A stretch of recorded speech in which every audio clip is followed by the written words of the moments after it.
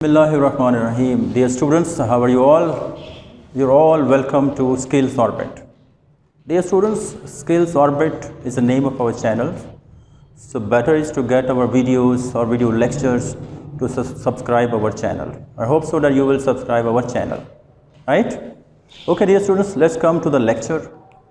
Dear students, हमें पता है कि कोरोना वायरस की वजह से हम लोग सारे के सारे बहुत परेशान हैं. Especially students, especially teachers. So better is to interact with each other through the wings of internet while superimposing our lectures on internet. So we are trying today to superimpose our lecture on internet.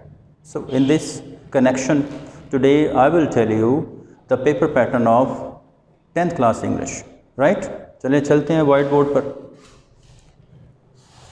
Dear students, अगर हम paper pattern देखें 9th class की English का तो हमें पता चलता है कि उसके दो पार्ट्स हैं.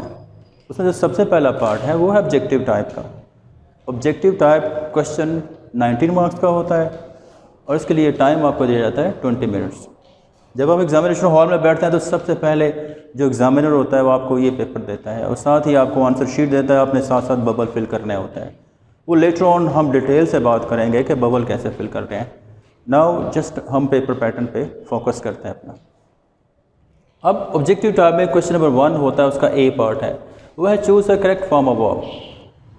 डियर स्टूडेंट्स, इस क्वेश्चन को हैंडल करने के लिए आपको ग्रामर आनी चाहिए, आपको टेंसेज आने चाहिए, आपको सिंपल सेंटेंसेज आने चाहिए. अगर आपको ये नहीं आएंगे तो इस क्वेश्चन के पार्ट को आप मिस हैंडल करेंगे.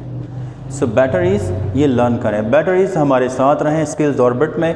उसमें आपको ये सारी चीज़ें बताई जाएंगी कि करेक्ट फॉर्म ऑफ वर्ब कैसे लगाते हैं, टेंसेस क्या होते हैं, पैसिव वॉइस क्या होते हैं, and so on so fourth. Right? इसकी एग्जांपल मैंने दी है ताकि आप लोगों को इसकी कॉम्प्रीहेंशन हो जाए. She dash her lesson since morning. अब नीचे हमारे पास ऑप्शन हैं. लर्न है, हैज़ बीन लर्निंग है, हैड लर्न है, इज़ लर्निंग है. अगर आप सेन इनफ हैं तो आपको पता होगा कि जब सिंस और फॉर आता है तो उसमें हैज़ बीन, हैव बीन के साथ फर्स्ट फॉर्म प्लस आईएनजी आता है. इट मीन्स यहाँ पे बी ऑप्शन आएगा. इसको एनसर्कल कर लें और साथ ही अपना बबल फिल कर लें जो आंसर शीट है. इस करके हमारे पास क्वेश्चन नंबर 1 का बी पार्ट है. उसमें क्या होता है? Choose a word with correct spellings. Again मैं फोकस कर रहा हूँ कि अपने टेक्स्ट बुक में जब आप रीड करते हैं तो साथ साथ स्पेलिंग लर्न करते जाया करें. राइट? जब टीचर आपको टीच कर रहा होता है या आप खुद पढ़ रहे होते हैं तो स्पेलिंग लर्न कर लें इंपॉर्टेंट वर्ड्स के. अगर आप नहीं कर सकते तो उसकी हर लेसन के एंड पे जो एक्सरसाइज होती है उसमें कुछ इंपॉर्टेंट वर्ड्स दिए जाते हैं, उसकी स्पेलिंग लर्न कर लें. देखिए ये 4 मार्क्स का है. इसकी मैं एग्जांपल दे रहा हूँ. जैसे फर्टाइल है, इसके ये स्पेलिंग लिखे हैं FURTAILE, FIRTILE, FARTILE. अब हमें पता है कि फर्टाइल के ये स्पेलिंग ठीक होते हैं. इसको एनसर्कल कर लें. इसलिए आपके 4 ऑप्शन दिए जाएंगे. 4 मार्क्स का है. सिमिलरली क्वेश्चन 1 का सी पार्ट है. Choose the correct option. The synonym of firm. अब देखिए फर्म ग्रामेटिकली क्या है हमें पता होना चाहिए. ये भी सारा कुछ आपकी टेक्स्ट बुक में है, उसकी एक्सरसाइजेस में है कि ये कौन सा फर्म क्या चीज़ है, फर्म का मीनिंग क्या है. देखिए इसमें क्या एक्सपेंसिव है, इसका मीनिंग है, इसका पावरफुल मीनिंग है, इसका परसिस्टेंट है या इसका बेस है. अगर आपने टेक्स्ट पूरे अच्छे तरीके से पढ़ी हुई है तो आपको पता होगा कि फर्म का सिनोनिम क्या होता है? परसिस्टेंट. राइट?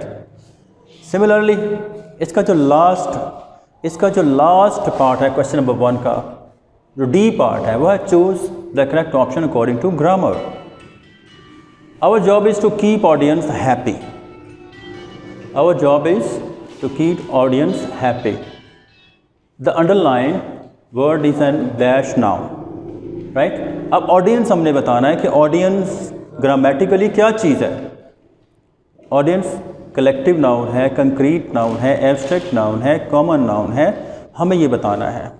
Dear students, आपको इस प्लेटफॉर्म पर I will tell you all the parts of speech.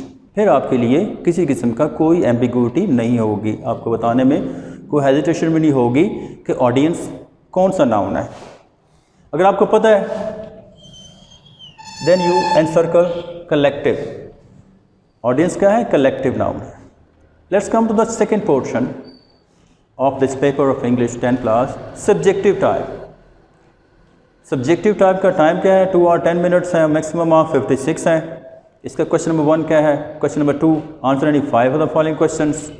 ये भी आपकी टेक्स्ट बुक से दिए जाएंगे, जो एक्सरसाइज पे होते हैं, हर चैप्टर के एंड पे जो क्वेश्चन दिए जाते हैं ना, उसमें से इसमें आपको 5 अटैम्प्ट करें out of 8।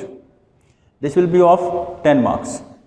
Then question number 3 we have translate any 2 of the following paragraph into Urdu. Again I refer to your text book. आपने 2 पैराग्राफ की उर्दू में ट्रांसलेशन करनी है, 3 will be given and the total marks is of 8 for each. Question number 4 is of summary or reference to the context. Here students get confused कि वो reference to context करें या summary करें. Most of students they prefer summary, but summary is a very simple thing. They write summary and get 3-4 marks or 5 marks. But reference to context, if we delve deep हमें पता चलेगा कि ये reference to context बड़ा easy है. I will tell you in my next lectures कि reference to context कैसे करते हैं। नेक्स्ट क्वेश्चन नंबर 5 है हमारे पास, write an essay of 150 or 200 words on any one of the following topics. 3 topics will be given और आपने उस पर एक पर ऐसे लिखना है। इसके अलावा इसमें आपको ऑप्शन है या फिर paragraph, right a paragraph of 100 or 150 words on any one of the 3 given topics. ये 15 मार्क्स का है। अगर आप ग्रामेटिकली आप अगर सेंटेंस स्ट्रक्चर के लिहाज से इसको ठीक करेंगे, you can score 12 marks, you can score 13 और 14 marks even, right. Next we have question number 6। क्वेश्चन number 6 was direct indirect speech. Dear students, direct indirect is a problem for everybody, including teachers as well. So better is to learn direct indirect properly. Inshallah, in this platform of Skills Orbit, I will tell you how to learn direct and indirect properly, right? So in this question, so we are given 8 direct and indirect sentences and we are to attempt 5 and it will be of 5 marks. Next we have question number 7. This will be of pair of words. Here lies many confusions, many ambiguities. बहुत ज़्यादा उलझन होती है students के mind में कि pair of words को कैसे टैकल करें। डियर स्टूडेंट्स, ये 8 पेयर ऑफ वर्ड्स दिए जाते हैं। Pair means 2। जब तक आप 2 के सेंटेंस ठीक नहीं बनाएंगे आपको मार्क्स नहीं मिलेंगे। So better is pair of words को लर्न करें, इनके मीनिंग लर्न करें, कि सेंटेंसेस सही बनाएं, then you can get 5 marks. Last but not least we have translate the following paragraph into English. Dear students, in our board grammar we are given 40 paragraphs. For example the first paragraph is of मेरे घर के सामने एक बाग है and many other. इंसान अपनी किस्मत खुद बनाता है। इस सारे के सारे की ट्रांसलेशन आप खुद भी कर सकते हैं। अगर आपको ग्रामर पे बोर है, अगर आप ग्रामर पे बोर नहीं है तो आप इसको क्रैम भी कर सकते हैं। But we are to secure 100% marks, right. Paragraph will be of 8 marks and then we have question number 9. Question number 9 is the alternative of question number 8 for those students whose medium is English, right? They are to write some 10 sentences on any given topic, like let's suppose library or my school and so on and so forth. So dear students, hopefully you have learned the paper pattern of English of 10th class. I hope so that you will keep in touch with me and keep in touch with this Skills Orbit and learn more and more and more in the coming lectures. So thank you very much.